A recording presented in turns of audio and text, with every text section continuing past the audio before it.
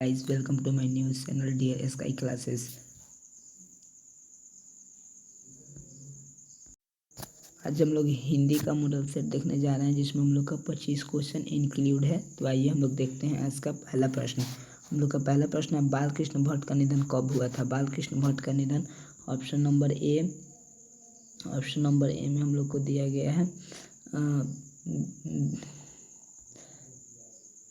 Option number ए में है 20/7/1914। Option number B 17/5/1910।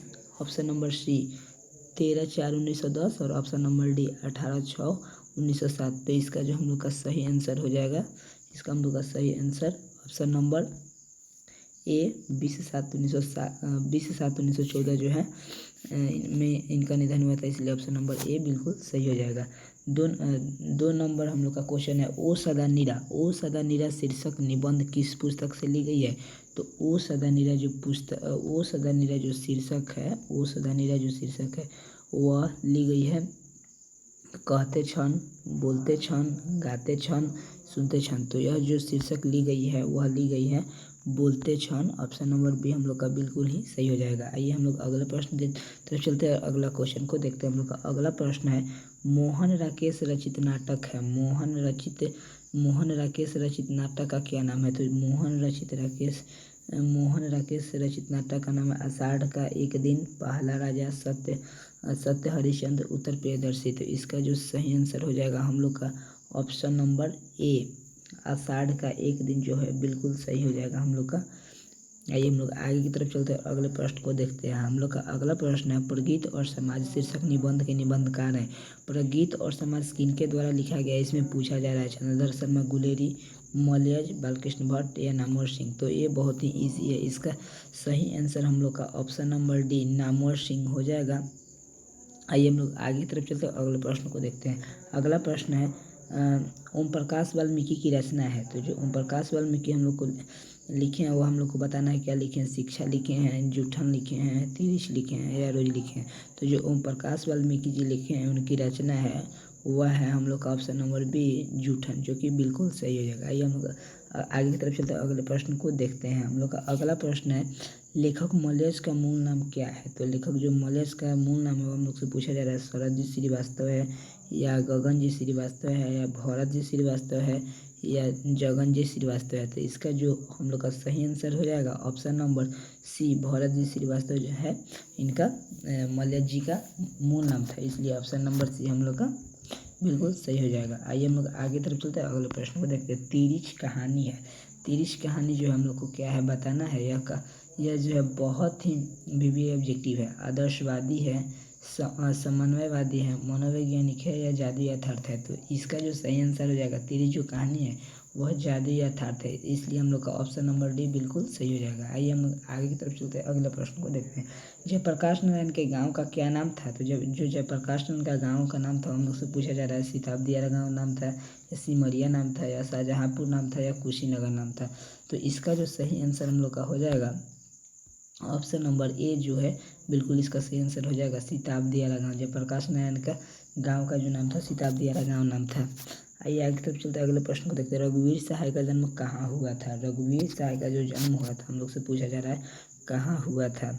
हम लोग को बताना है रघुवीर सहाय का जन्म 9 दिसंबर 1929 में हुआ था, 8 दिसंबर 1928 में या 7 सितंबर 1929 या 5 सितंबर 1930 में हुआ था। तो इसका जो सही आंसर हम लोग का हो जाएगा ऑप्शन नंबर ए 9 दिसंबर 1929 जो होगा इसका बिल्कुल सही आंसर हो जाएगा। आइए हम लोग आगे तरफ चलते हैं, अगले प्रश्न को देखते हैं। भक्तमाला क्या है। तो भक्तमाला क्या हम लोग से पूछा जा रहा है। माला है, भक्त चरित्र माला है या क्रांतिकारी है या देशभक्त है। तो इसका जो हम लोग का सही आंसर हो जाएगा ऑप्शन नंबर बी भक्त रचित चरित्रों का माला है, इसलिए ऑप्शन नंबर बी हम लोग का बिल्कुल सही हो जाएगा। आइए हम लोग आगे तरफ चलते अगले प्रश्न को देखते हैं। नाभादास की अस्थायी निवास कहाँ है। तो नाभादास का अस्थायी निवास पूछा जा रहा है कि नाभादास अस्थायी में कहाँ रहते थे। देहरादून रहते थे, मथुरा रहते थे, वृंदावन रहते थे या शिमला रहते थे। तो इसका जो हम लोग का सही आंसर हो जाएगा ऑप्शन नंबर सी वृंदावन जो है बिल्कुल ही सही आंसर हो जाएगा, इसलिए हम लोग का सी सही हो जाएगा।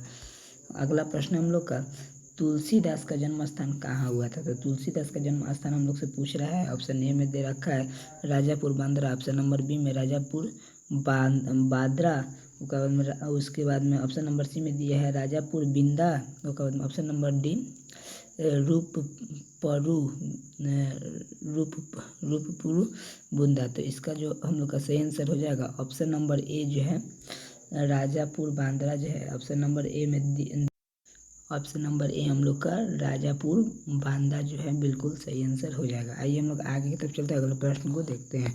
अगला प्रश्न हम लोग को पार्वती मंगल किस कवि की रचना है? पार्वती मंगल जो है किस कवि की रचना हम लोग को बताना है। तो ऑप्शन नंबर ए में दे रखा है Surdas, option number B Tulsidas, option number C Jaisi और ऑप्शन नंबर डी भूषण। तो इसका जो हम लोग का सही आंसर हो जाएगा, इसका सही आंसर हम लोग का ऑप्शन नंबर बी तुलसीदास हो जाएगा, इसलिए ऑप्शन नंबर बी बिल्कुल सही हो जाएगा। अब 14 नंबर क्वेश्चन हम लोग से कह रहा है सूरदास किस शाखा के कवि थे? सूरदास जो थे किस शाखा के कवि थे हम लोग को बताना है। ऑप्शन नंबर ए में दे रखा है राम भक्त शाखा, ऑप्शन नंबर बी में कृष्ण भक्त शाखा, ऑप्शन नंबर सी में वैष्णव भक्त शाखा, ऑप्शन नंबर डी में शैशव भक्त शाखा। तो इसको हम लोग को बताना है कि सूरदास किस शाखा के कवि थे। तो इसका जो सही आंसर हम लोग का हो जाएगा ऑप्शन नंबर बी कृष्ण भक्ति शाखा। जी हाँ, सूरदास कृष्ण भक्ति शाखा के कवि थे, इसलिए हम लोग का ऑप्शन नंबर बी बिल्कुल सही हो जाएगा। आइए आगे तो चलते हैं, अगले प्रश्न को देखते हैं।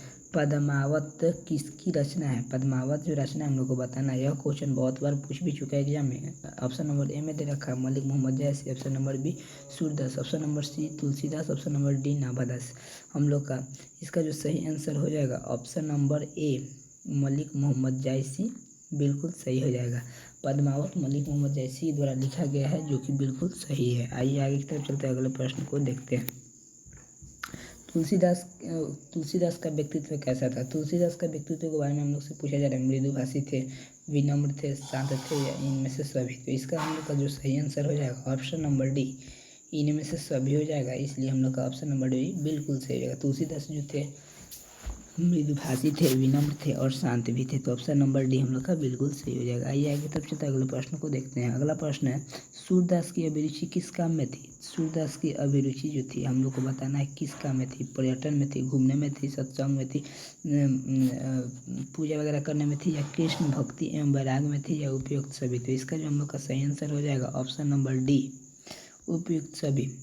क्योंकि सूरदास जो थे इन सभी में अपना रुचि रखते थे, इसलिए ऑप्शन नंबर डी बिल्कुल सही हो जाएगा। आइए आगे की तरफ चलते अगले प्रश्न को देखते हैं। जयशंकर प्रसाद के काव्य संकलन के नाम है। जयशंकर प्रसाद द्वारा लिखा हुआ कौन सा काव्य है?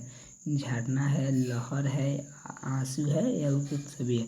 जयशंकर प्रसाद इनमें से क्या लिखे थे आप लोग को बताना है। तो इनमें से जयशंकर प्रसाद थे वो सब लिखे थे, इसलिए ऑप्शन नंबर डी हम लोग का उपयुक्त सभी हो जाएगा। बिल्कुल सही आंसर हम लोग का ऑप्शन नंबर डी हो जाएगा। आइए आगे तरफ चलते हैं, अगले प्रश्न को देखते हैं। अगला प्रश्न हम लोग से कह रहा है जन जन का चेहरा एक शीर्षक कविता के रचयिता कौन है? तो जन जन का चेहरा एक जो हम लोग का है, इनके जो लेखक हैं वह हैं, बताइए कौन है? गजानन माधव मुक्तिबोध है, रघुवीर सहाय है, शमशेर बहादुर सिंह है, अशोक वाजपेयी है? तो इसका जो हम लोग का सही आंसर हो जाएगा ऑप्शन नंबर ए गजानन माधव मुक्तिबोध जो है जन जन का चेहरा एक के लेखक है, इसलिए ऑप्शन नंबर ए बिल्कुल सही हो जाएगा। आइए आगे की तरफ चलते हैं, अगले प्रश्न को देखते हैं। अगला प्रश्न हम लोग का है अधिनायक शीर्षक कविता के रचयिता कौन है? अधिनायक किनके द्वारा लिखा गया हम लोग से इसमें पूछा जा रहा है कि अधिनायक किनके द्वारा अधिनायक जो है किनके द्वारा लिखा गया हम लोग को बताना है। ऑप्शन नंबर ए में दे रखा है Ashok Vajpayee, option number B Gyanendra Pati, option number C रघुवीर Sahay, option number D Vinod Kumar Shukla. तो इसका जो हम लोग का सही आंसर हो जाएगा ऑप्शन नंबर सी रघुवीर साय जो है बिल्कुल सही आंसर हो जाएगा। आइए हम लोग आगे तरफ चलते अगले प्रश्न को देखते हैं। अगला प्रश्न है जय कृष्णमूर्ति क्या करते थे? जय कृष्णमूर्ति जो थे क्या करते थे? लिखते थे, बोलते और लिखते थे या गाते थे? तो इसमें जो है जय कृष्णमूर्ति जो थे, जिद्दू कृष्णमूर्ति जो थे वह केवल और केवल बोलते ही थे, इसलिए हम लोग का ऑप्शन नंबर बी बिल्कुल सही हो जाएगा। आइए गाइस हम लोग आगे की तरफ चलते हैं और अगले प्रश्न को देखते हैं। हम लोग का अगला प्रश्न है हंसते हुए मेरा अकेलापन किस विद्या की रचना है? हंसते हुए मेरा अकेलापन जो किस विद्या की रचना है? तो हम लोग को बताना है डायरी साहित्य, कहानी साहित्य, यात्रा साहित्य, गद्य साहित्य। तो इसका जो हम लोग का सही आंसर हो जाएगा ऑप्शन नंबर ए बिल्कुल सही हो जाएगा डायरी साहित्य। जी हाँ, ऑप्शन नंबर ए डायरी साहित्य जो है इसका सही आंसर हो जाएगा।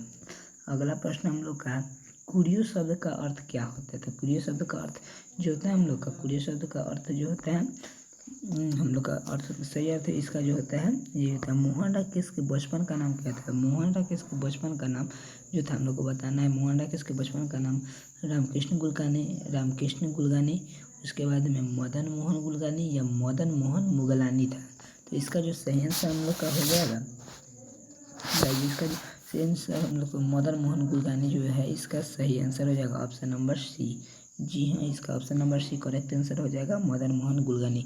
आइए हम लोग आखिरी प्रश्न की तरफ चलते हैं। धागर शब्द का अर्थ आरुष भाषा में क्या होता है। जी हाँ गाइस, हम लोग से पूछ रहा है शयन, शयन का संधि विच्छेद होगा।